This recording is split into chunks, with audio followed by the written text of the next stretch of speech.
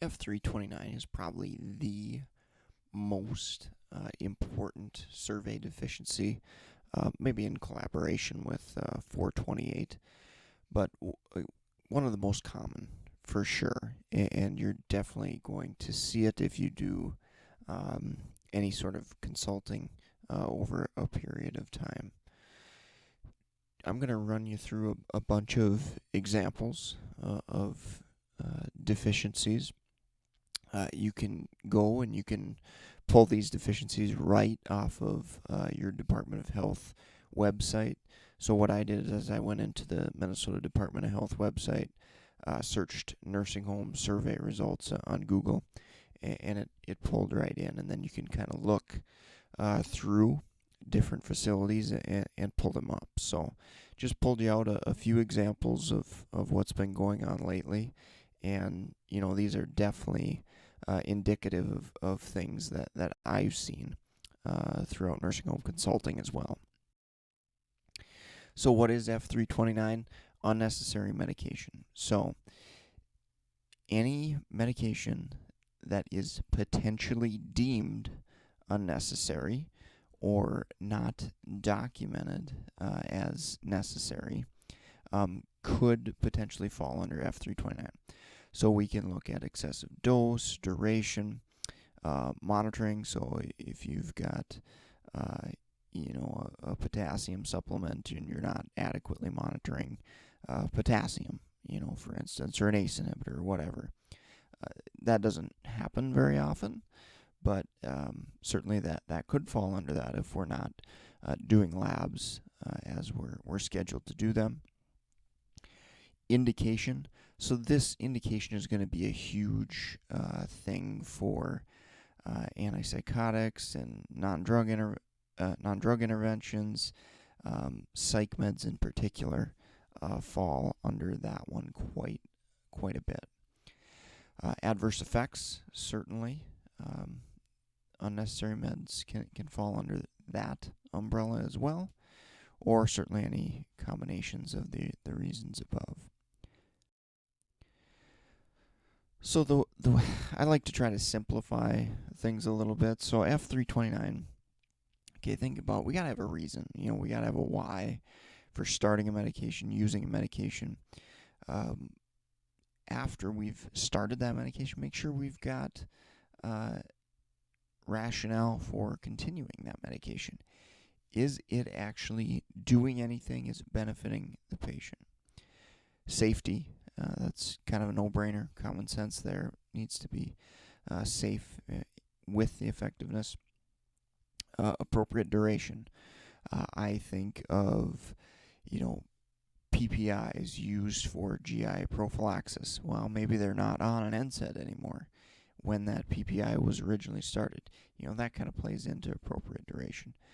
Maybe a supplement plays into appropriate duration for needing it if they're on a medication. So let's say folic acid with methotrexate.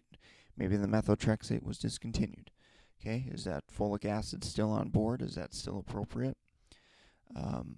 Monitoring. Are we doing labs with the medications that we're on? Are we effectively, appropriately monitoring those medications? So again, F329, the most common medication-related deficiency in long-term care. So let's do some examples. So Zyprexa, antipsychotic, ordered PRN, and given. Diagnosis of insomnia. This is not an appropriate diagnosis for an antipsychotic. You should never see an antipsychotic used for insomnia. The one exception, I guess, maybe I can think of is if it's insomnia plus hallucinations. Maybe they've got schizophrenia. Maybe Seroquel, more sedating antipsychotic, is being used. Then maybe it makes some sense to use it for insomnia plus something that's more appropriate. However, if you've got an antipsychotic for straight insomnia, not going to be appropriate at all.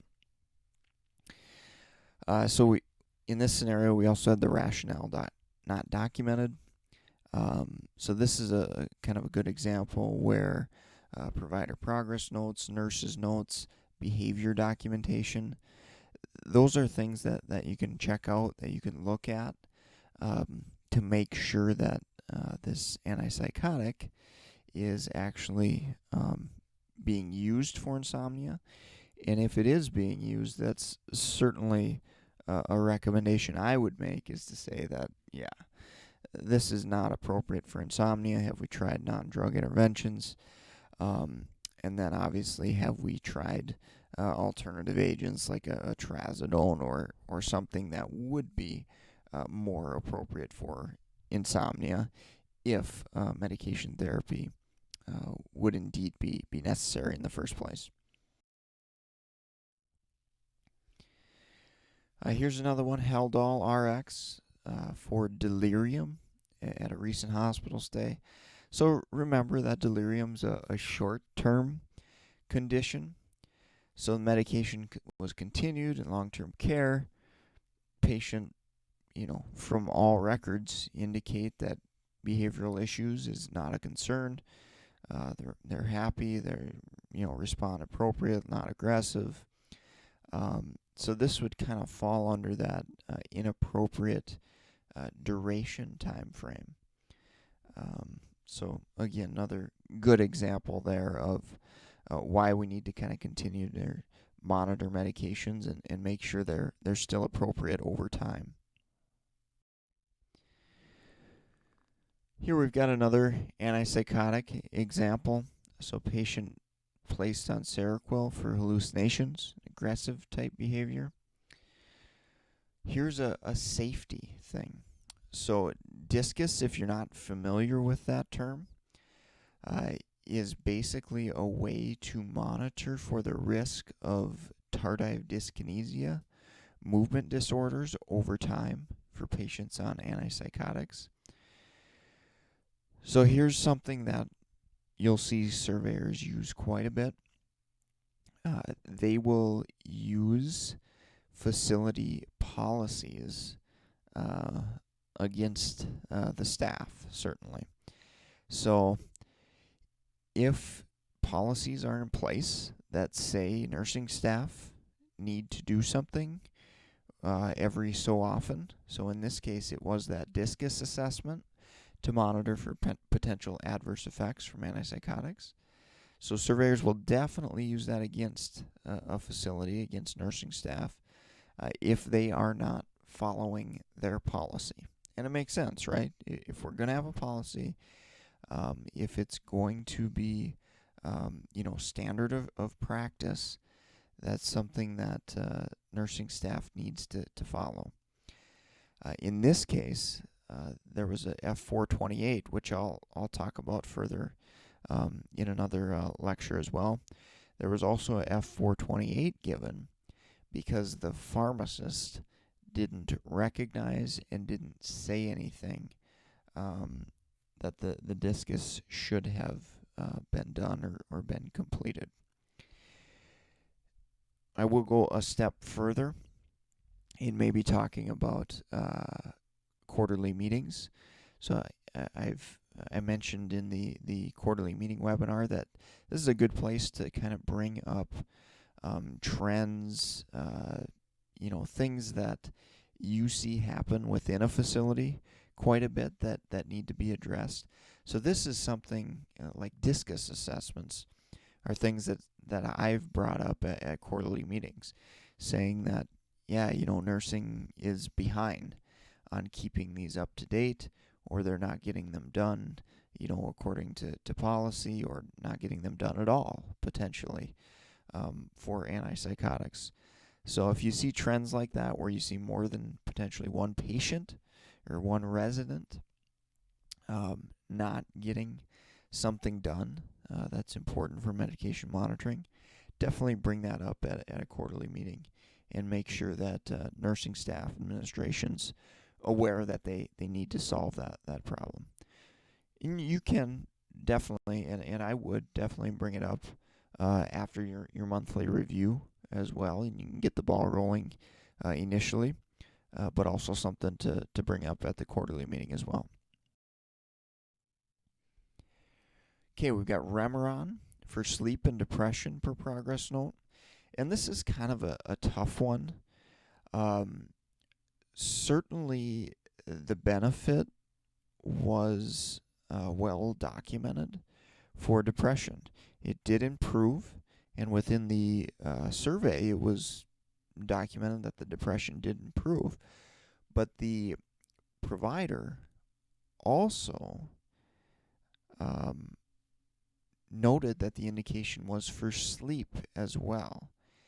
And the nursing staff and the provider did not mention anything about sleep in notes following the initial indication. So nursing did not monitor sleep, and the provider didn't mention anything further as well.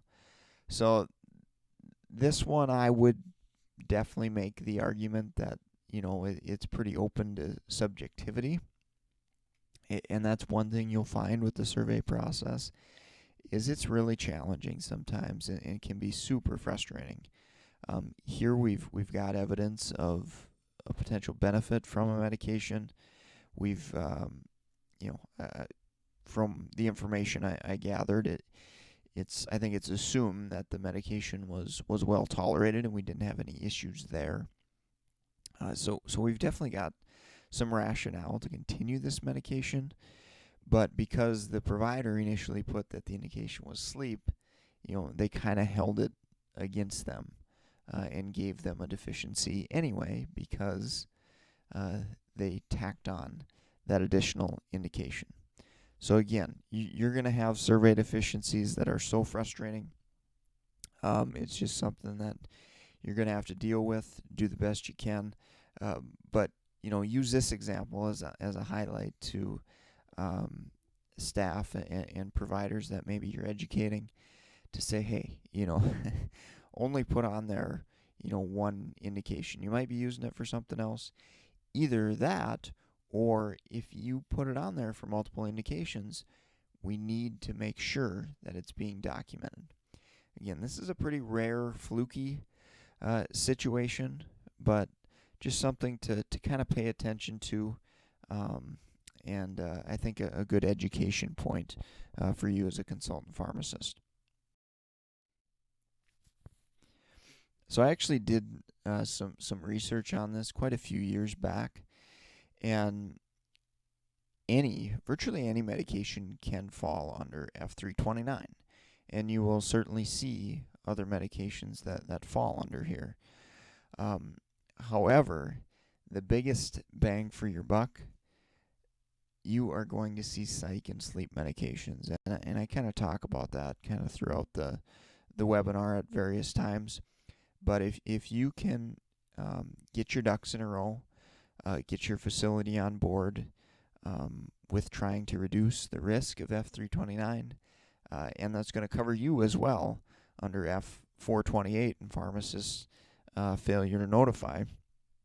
If you can get your ducks in a row, tackle antipsychotics, antidepressant, benzos, and sleepers, pretty much I think of any psych-related reason. If you can tackle those, you can definitely prevent a lot of unnecessary medication deficiencies.